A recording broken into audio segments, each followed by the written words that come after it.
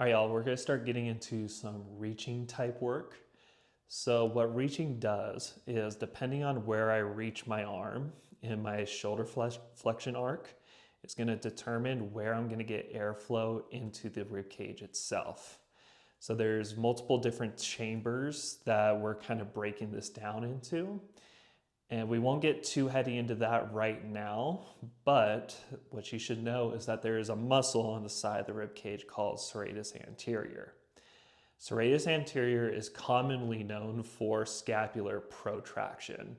So that's kind of moving the scapula forward and into external rotation.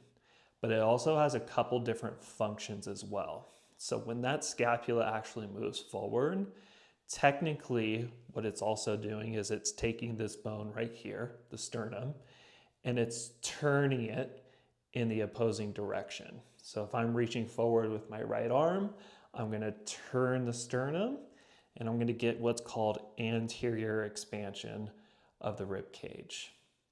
Now, simultaneously, if we want to get more posterior expansion of the rib cage, there's a difference between scapula on rib cage movement and rib cage on scapula movement. So in this context, when we're talking about rib cage on scapula, we're gonna get more posterior expansion.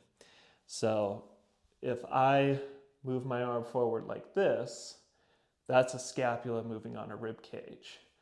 But if I do this, and I move my center of gravity backwards, that's a rib cage moving on a scapula, and that's going to allow us to get more of our back to open up on inhalation.